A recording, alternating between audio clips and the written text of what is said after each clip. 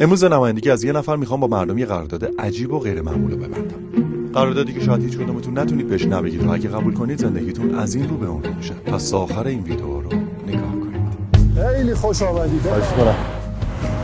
حالتون خوبه؟ مرسی. قرارداد تا حالا بستی؟ نه. آره همین یه ماه پیش بود. آرزم به خدمتتون که میدونید ما برای چی اینجاییم. من نماینده هستم از طرف یه نفر که اینجا حضور داشته باشم. افراد به صورت رندوم انتخاب میکنم که به نمایندگی از اون بنده خدا باهاشون یک قرارداد امضا بکنم. چه قراردادی؟ اصلا میخواین خود قرارداد ببینید. این قرارداد ماست. میخونی بلند؟ طبق بندهای این قرارداد هر کدام از طرفین تعهداتی در برابر هم دارن که به ترتیب قید می‌گردد. تعهدات طرف اول به شما، یعنی شما بنده به نمایندگی از ایشون دیگه در حقیقت ایشون قراره که به شما متعهد بشن. بفرمایید. طرف مقابل متعهد به اجرای موارد قرارداد به مدت 22 سال به مدت 20 سال به مدت 27 سال به شما می‌گردد. آها سن خودم. تعهدات طرف مقابل به شما عبارتند از 1. پوشش تمامی خدمات سلامت و درمان. جدی؟ اولیش سورپرایز جالبی بود. همین اول اصلا کارو بس. 2. هزینه‌های ماهیانه خدمات رفاهی و تفریحی. سردر نمیارم. یعنی چی؟ شما هر تفریحی که دلتون بخواد انجام بدین و ایشون تقبل میکنه. جدی میگی؟ بله. بریم سراغ سومی.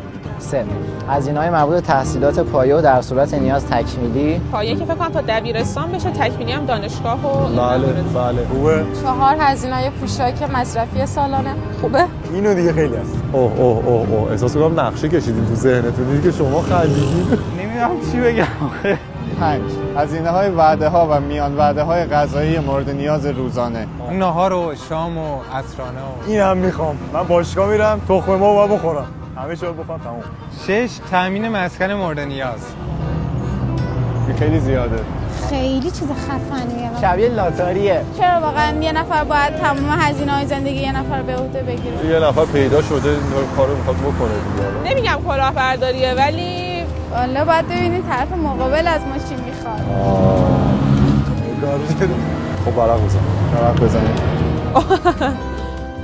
چی نمیشه؟ تعهدات شما به نفر اول قرارداد. الان به چی خندیدین جسارتا؟ صفحه سفیده. خالیه. فکر کنم اشتباه چاپی بوده. پارسا حالا یه چیزی خودت اگه باشی اینجا میشه چی بنویسی؟ چیزی که اینجا بتونم تعهد بدم. مثلا اگر ایشون یه مجموعه‌ای داره من کار کنم براشون. میگه کار کنم براش، خونه‌شو داره میده، لباسشو میده.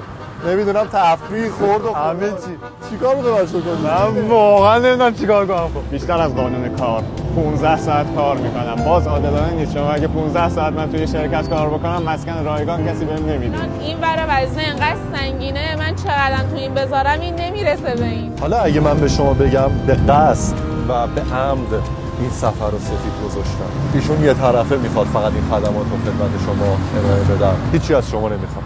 شما نظرتون چیه؟ واقعی؟ دوربین مخفی چیزیه؟ آخه دوربین مخفی هم نیست. ایشون کیه؟ ها کیه؟ دلتون میخواد با ایشون صحبت کنیم خودتون؟ آره چرا که نه؟ گوشیتو میدی؟ خب گوشی خود بهش زنگ بزنم.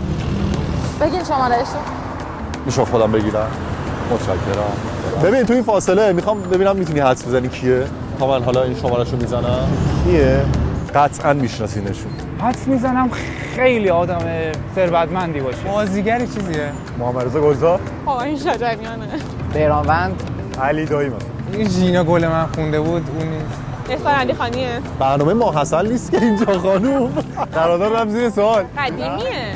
سنشون تقریبا مهران بالاست. مدیریه. نه آقای مهران مدیری نیست. نمیدونم. واقعا نمیدونم. دارم زنگ میزنم بهش. گوشی دست خودم رو اسپیکر باشون صحبت کنیم. الو. سلام. وقتتون بخیر. خوبی؟ خیلی ممنون. نه شما من قرارداد دادی. من پیشنهاد دهنده این قرارداد شما هستین. من البته شما رو نمیشناسم. میگن که 20 سال همه چی ما تأمین میکنی. آدم باشی مثلا بازیه. حالت خوبه؟ بشن عالی هم. الو. تعدادتون قرارداد میشه. الو؟ الو. بابامه. بابا جا. تویی؟ آره. منم بابا آرمینم. پیش داده بودم مصاحبه انجام مال تو.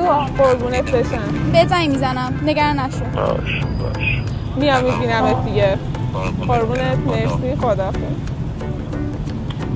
ای وای بابام بود.